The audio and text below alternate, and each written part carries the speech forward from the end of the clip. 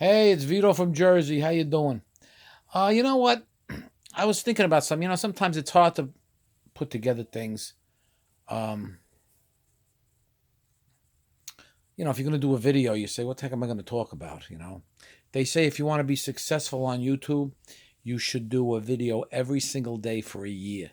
That's what they say. Every day for a year until you get a following.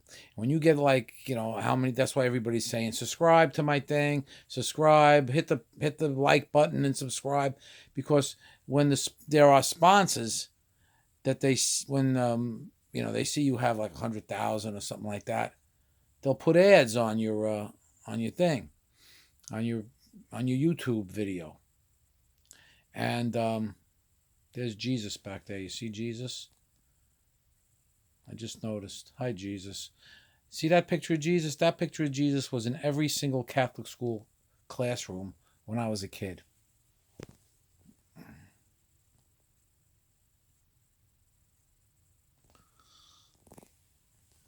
Up above the blackboard, along with the crucifix. Anyway, I'll get back to what I'm saying. So if you get like 100,000 hits or something like that, then the subscribers put the commercials on your thing, you know?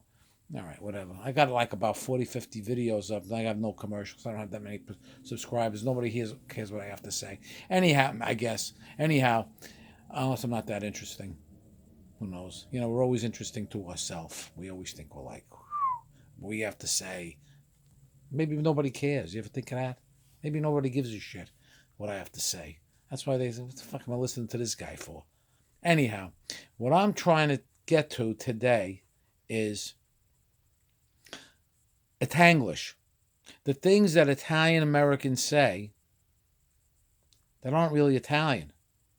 Like every Italian American in North Jersey, New York, Brooklyn, North Jersey, probably even Philly, Rhode Island, when they say bathroom, they say, well, bacaus. I gotta go to the bacaus. Where's the bathroom? Ado sta no bacaus. That's not Italian. Bathroom is not bacaus. I mean, it means the back house. When the Italians, like our grandparents and parents, came here from Italy, a lot of times they were on farms and there was an outhouse, the back house. So they said they called it the bacaus, and then that just it kind of evolved into a real word that every Italian says the bacaus. So when I first went to Italy when I was like a kid, uh, I was walking around the village and I had to go to the bathroom. So I said, "Scusa, dove sta un bacaus?" Now, number one, in Italian, it's dove sta for where is. We say adosta. Adosta. So it's almost like how the French Canadians are French Canadian. Well, we're like Italian Americans, an Italian American dialect that developed over the decades, right? I mean, we've been here since about what, like early 1900s, right? You know, like that. That's when my father came over. My father came over in 1904 or something like that. Well, I know he was born in 1904, but he was about 10 years old in 1914. He was in Hoboken, but they were from Italy. They were Italians, right? I'm 68 now. It's 2020. My father had me when he was like 50. So, he was here early. But that's when the Italians were really persecuted. The Italians were really persecuted. They were like, the new immigrants, right? The Irish came. The Irish were really persecuted bad. Then they made their like establishment. They established themselves. Cops, right? The Irish cop. They were cops. They were politicians and stuff. I know in Hoboken there was Grogan, McFeely, and the Italians came in. The Irish going, what the hell is this shit, you know, and and because they were poor, they brought crime with them, and they did organized crime. The Irish had organized crime too. Italians were stepping on their feet. So just like then the Puerto Ricans came into Hoboken, and the Italians and the Irish became like brothers because they hated the Puerto Ricans, and they pushed out all the Irish were just putting up with the Italians.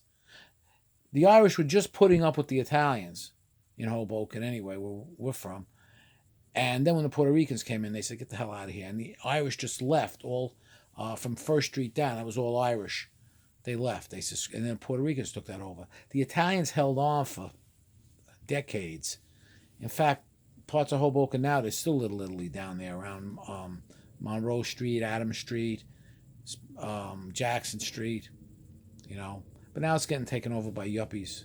But it was still an Italian enclave until maybe, I don't know, if 10 years ago maybe, you know. So anyhow, but in Hoboken anyway, we used to speak like I would say in Itanglish.